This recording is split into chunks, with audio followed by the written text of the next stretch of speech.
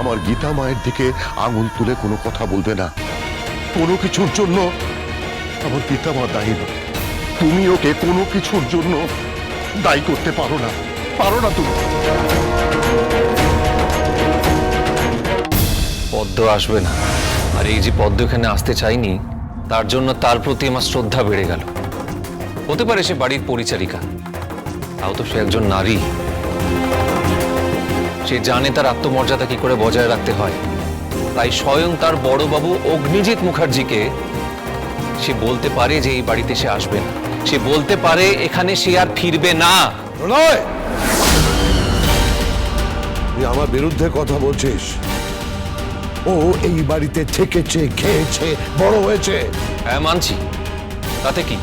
সে তো সবকিছু চুকিয়ে দিয়ে গেছে। তার শ্লীলতাহানির পর এই বাড়ির কেউ তার পাশে দাঁড়িয়েছিল?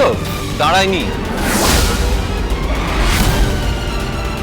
উল্টে তোমরা ওই মেয়েটাকে ইউজ করে কৃপানের সঙ্গে বিয়ে দিয়ে ওই কেসটা জিততে চেষ্টা করেছিলে। বর্দা প্লিজ, ফাউল প্লে করে জিতো না। আমি হাত জোড় করছি তোমার কাছে, ফাউল প্লে করে প্লিজ জিতো না। তুমি বারবার এভাবে দাদার সাথে কথা বলছো। তুমি ভুলে যাচ্ছ দাদা গুরুজন। তুমি ইনসাল্ট করছো দাদাকে। ওর কি আর সব মাথায় আছে নাকি? ওর বিবেক এমন চাড়া দিয়েছে যে ও ভুলে গেছে, লঘু গুরু জ্ঞান হারিয়ে ফেলেছে। ও ভুলে যাচ্ছে যে ও কার সামনে দাঁড়িয়ে কথা বলছে। ওকে বলতে দাও। তো একটা কথা বলি, শুনে রাখ। এই অ্যাডভোকেট গাঙ্গুলি, এই পদ্ম, এরা আমার কাছে কেউ নয়, কিছু নয়। আমার কাছে ইম্পর্টেন্ট হলো আইনটা। ওটা আমি গুলে খেয়েছি, আর যেভাবে হোক কেস জিততে শিখেছি। এই তোকে আমি বলে রাখলাম। আর পদ্মকে আজকে বাড়িতে না আসার জন্য ওকেও ভুগতে হবে, আর অ্যাডভোকেট গাঙ্গুলিকেও ভুগতে হবে।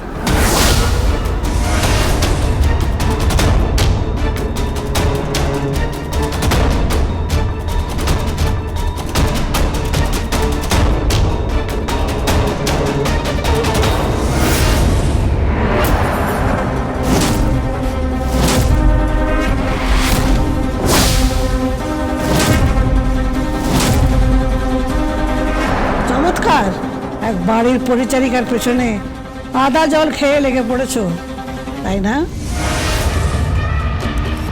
বিখ্যাত অ্যাডভোকেট অগ্নিজিৎ মুখার্জি। ব্রজবালা দেবে।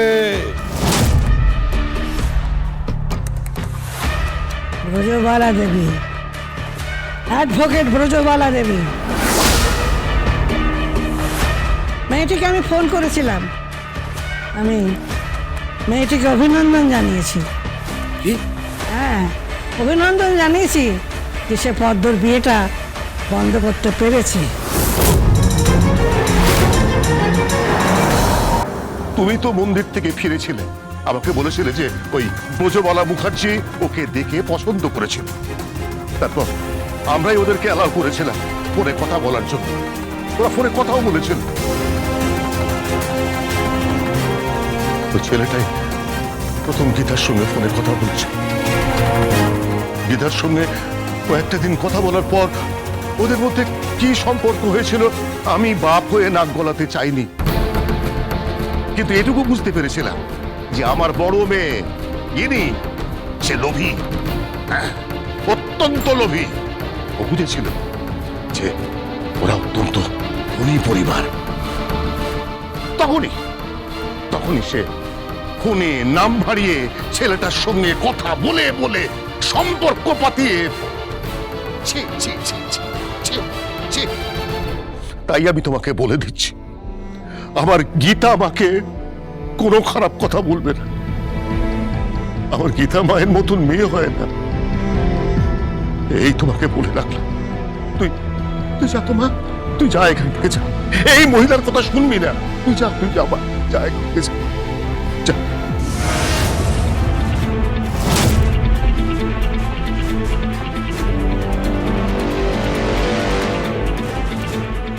এমনিতেই এ বাড়িতে এত সমস্যা, তুমি কেন এলে এখানে বলো তো? বাবা বাবা, ওকে কিছু বলো না বাবা, ওকে কিছু বলো না। ও একটা বারুদ বাবা, বিস্ফোরণ হবে। গোটা শহরে মুখার্জি বাড়িতে বিস্ফোরণ হবে বাবা। পুরো শহরে বিস্ফোরণ হবে, মুখার্জি বাড়িতে বিস্ফোরণ হবে।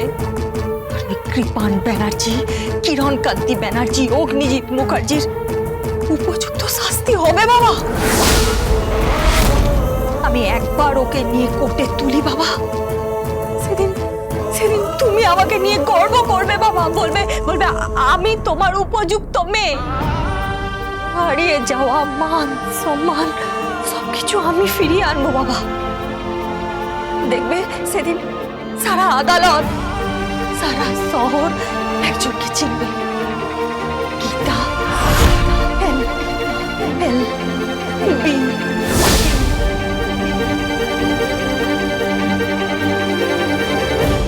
ক্ষমতা থাকলে কোর্টে গিয়ে কেসটা লড়ো না, কোর্টের বাইরে এসব নোংরা খেলা খেলছো।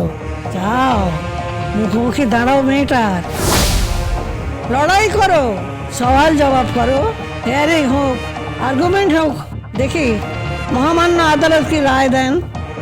তা নয় বিয়ে দিয়ে আপোষ করছো। তোমার মা যদি এই কেসের অ্যাডভোকেট হতেন তাহলে উনি আদালতে কেসটা লড়তেন, বিয়ের মণ্ডপে নয়।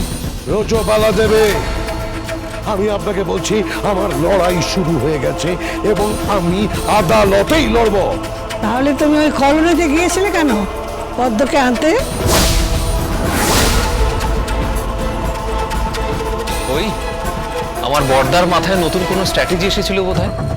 হয়তো বর্দা কোনোদিন হারতে জানেন না, সেটা মাথায় রেখে জিততে গিয়েছিলেন, কিন্তু উনি হেরে চলে এসেছেন। প্রলয়, প্রলয়, আজকাল তুমি বড্ড বাজে ব্যবহার করছো। ভুলে যেও না উনি এই বাড়ির মালিক হন, এই বাড়ির মাথা।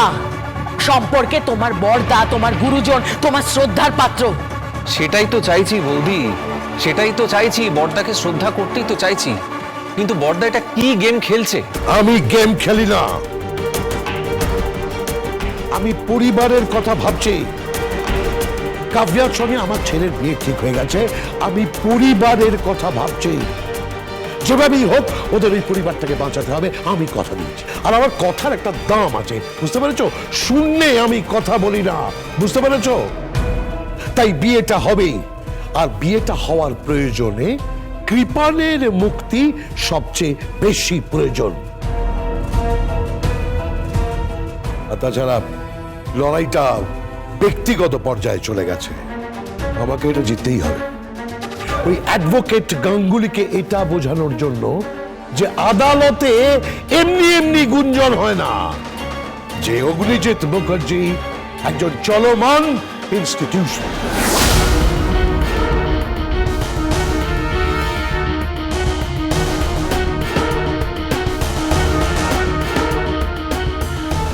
শোনো, কি?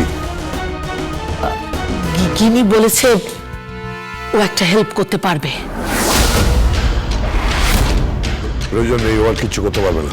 পারবে পারবে, ও আমাকে নিজে বলেছে ওর কাছে নাকি একটা ম্যাজিক স্টিক আছে, একটা জাদু কাঠি আছে।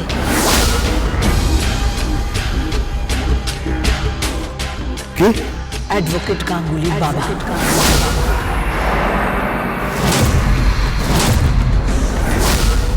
কি?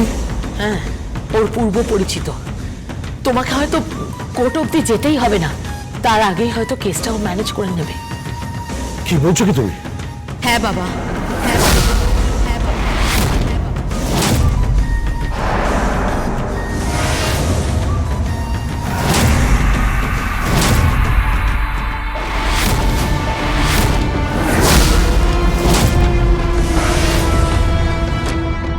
তার আগেই আমি কেসটা ম্যানেজ করে দিতে পারবো। তুমি অ্যাডভোকেট গাঙ্গুলির বাবাকে চেনো? খুব ভালো করে চিনি বাবা, একটা হেরে যাওয়া উকিল, খুব ভালো করে জানি। আমার বাবা হয়েছে। কি হলো? তুমি ওনাকে চেনো? চিনি।